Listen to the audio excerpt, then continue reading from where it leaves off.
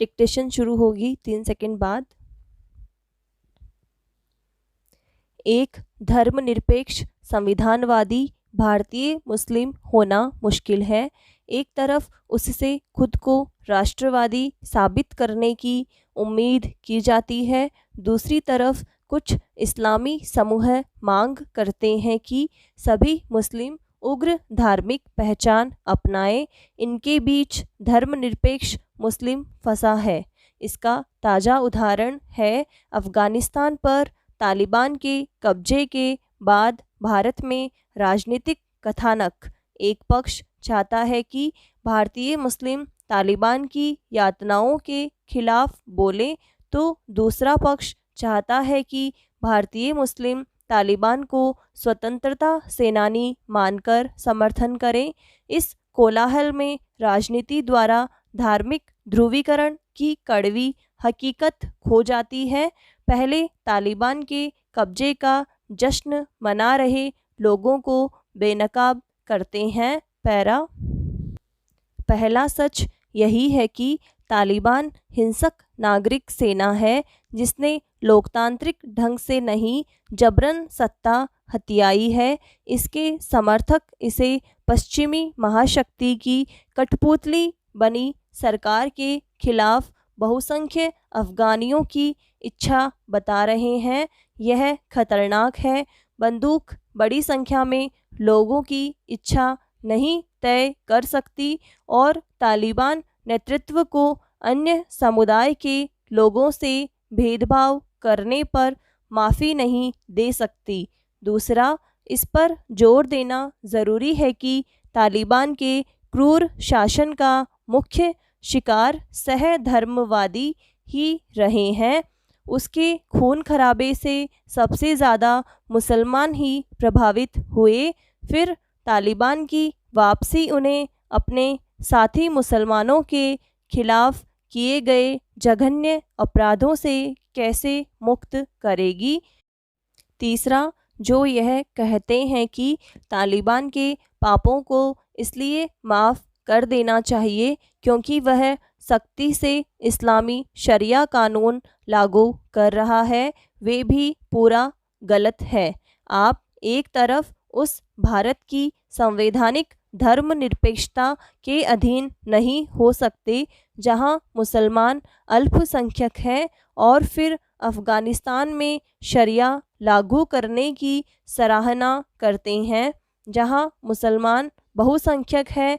साथ ही तालिबान को अपनी लोगों के लिए शरिया कानून का ढांचा बनाने का अधिकार किसने दिया। तालिबान को माफ़ करने की मांग करने वाले मुस्लिम समुदाय का नुकसान ही कर रहे हैं। पैरा। अब उन्हें बेनकाब करते हैं जो तालिबान की हरकतों पर भारतीय मुस्लिम को निशाना बना रहे हैं।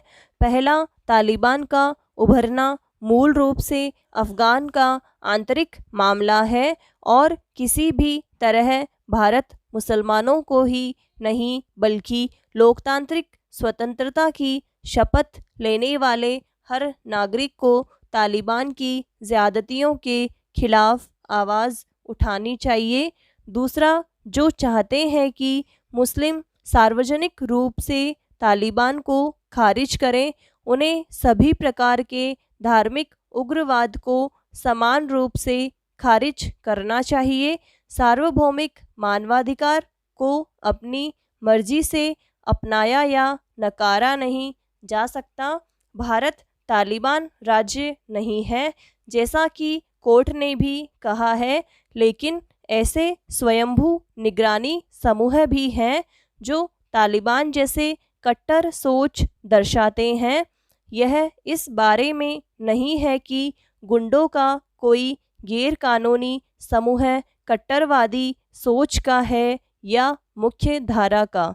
हिंदू है या मुस्लिम, हिंसक भीड़ के खिलाफ कार्रवाई में उत्पीड़ित और उत्पीड़क की पहचान हमेशा अप्रासंगिक होनी चाहिए।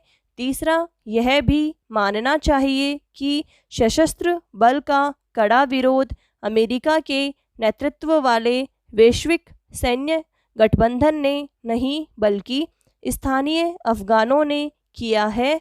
बहादुर अफगान नागरिकों पर भी विचार करें जो भयानक परिस्थिति में भी अपनी ज़मीन पर खड़े हैं। पैरा।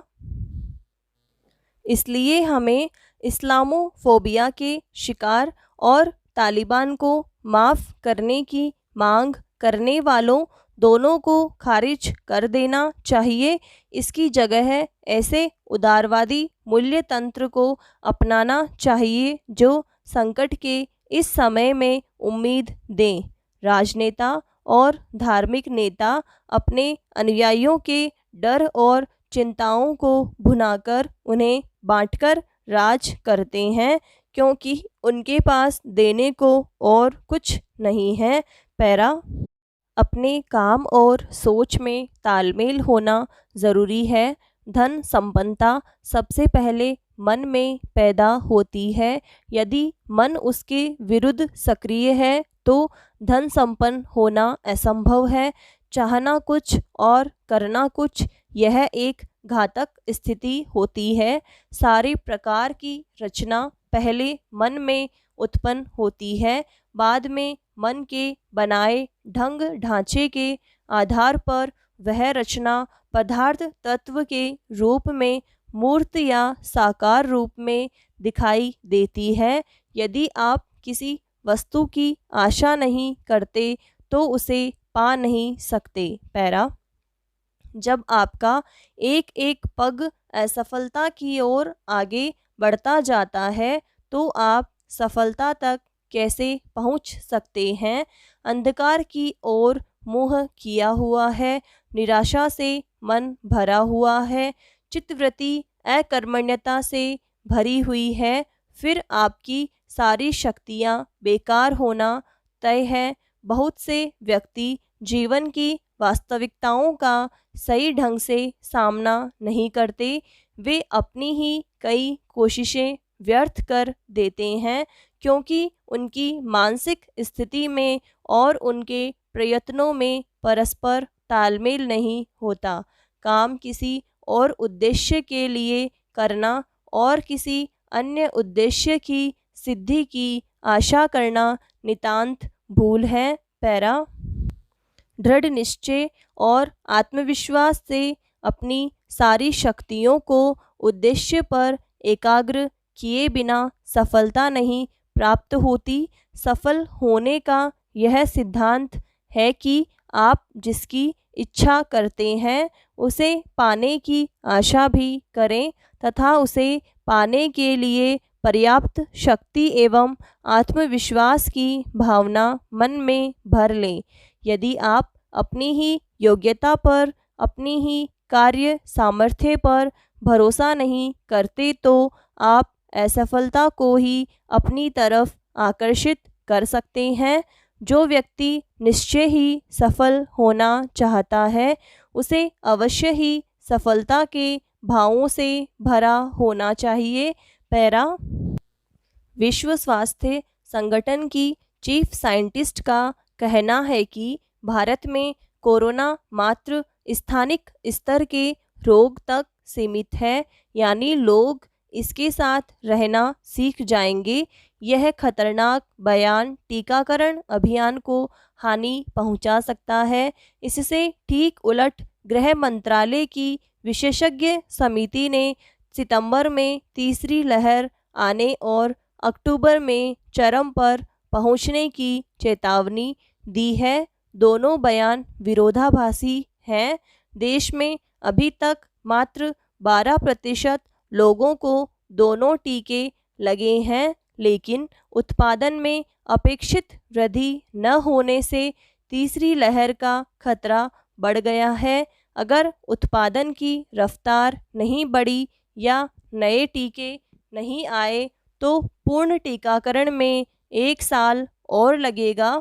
इस पर आपत्ति जताते हुए WHO ने कहा है कि तीसरे डोज की अपरिहार्यता की बात करने वाले देश गरीब देशों के लोगों के साथ अन्याय कर रहे हैं जहां अभी पहला डोज तक नहीं लगा है। समाप्त।